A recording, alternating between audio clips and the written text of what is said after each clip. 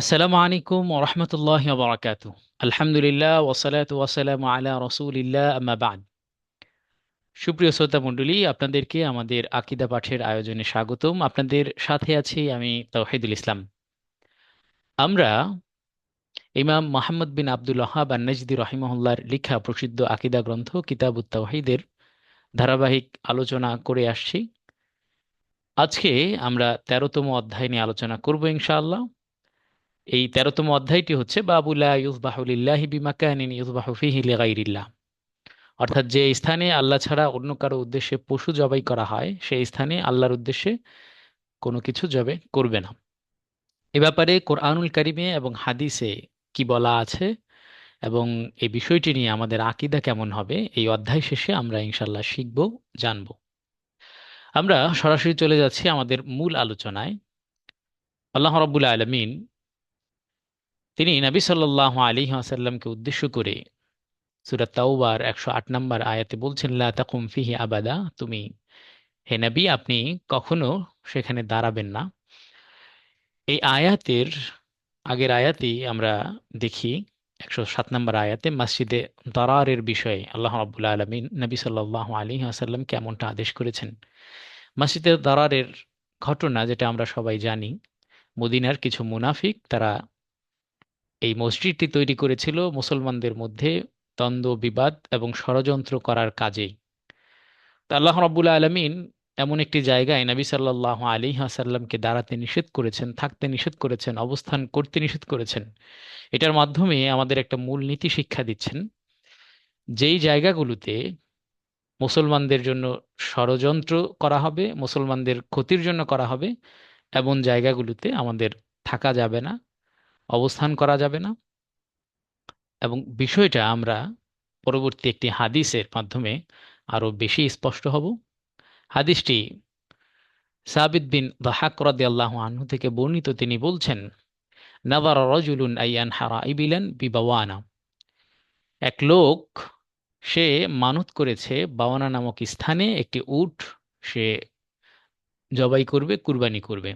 ফাসাআলান নবী সাল্লাল্লাহু আলাইহি ওয়াসাল্লাম, এবং তার এই কাজটি শরীয়ত সম্মত কিনা, এটা বৈধ হবে কিনা নবী সাল্লাল্লাহু আলাইহি ওয়াসাল্লামকে জিজ্ঞাসা করেছিল।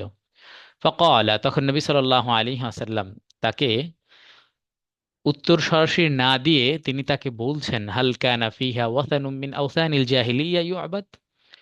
তুমি যে এই জায়গাটায় তোমার উট কুরবানি করার মানত করেছো, এই জায়গায় জাহিলি যুগের কোনো মূর্তি কি ছিল যার ইবাদত করা হতো? ক্বালু লা। তখন তারা উত্তরে বললেন, না, এমন কোনো কিছু এই বাওয়ানা নামক স্থানে ছিল না। আল্লাহ নবী সাল্লাল্লাহু আলাইহি ওয়াসাল্লাম তখন তাকে আবার প্রশ্ন করছে, ফাহাল কানা ফিহা ঈদুম মিন আয়াদিহিম, এই জায়গাতে তাদের কোনো উৎসব, আয়োজন, এমন কোনো কিছু কি অনুষ্ঠিত হতো? তারা আবারও উত্তরে বলছে, ক্বালুল্লাহ, না। ফাকালা রাসূলুল্লাহ সাল্লাল্লাহু আলাইহি ওয়াসাল্লাম আউফি বিনাদরিক।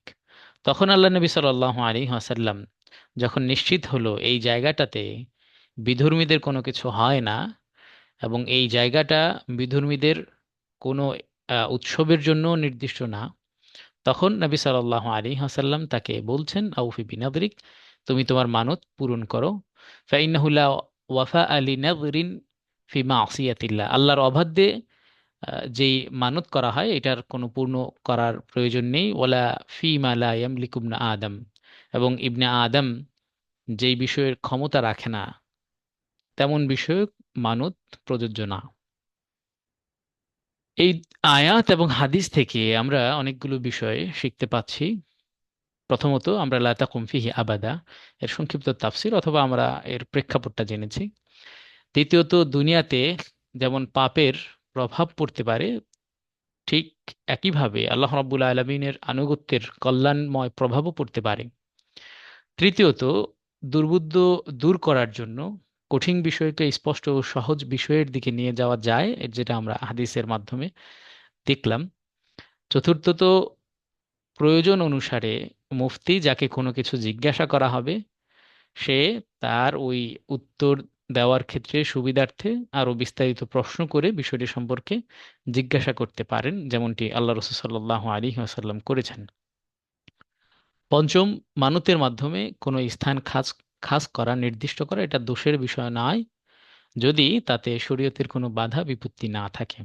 আসলে মানতের বিষয়ে আমরা যতটা জানি, এটা আসলে ভাগ্যের কোনো কিছুকে পরিবর্তন করতে পারে না, বরং হাদিসের ভাষায় আল্লাহ রসূল সাল্লাল্লাহু আলাইহি ওয়াসাল্লাম তিনি বলছেন এই মানতটা হচ্ছে বখিলের কাছ থেকে সম্পদ আল্লাহর রাস্তায় বের করা।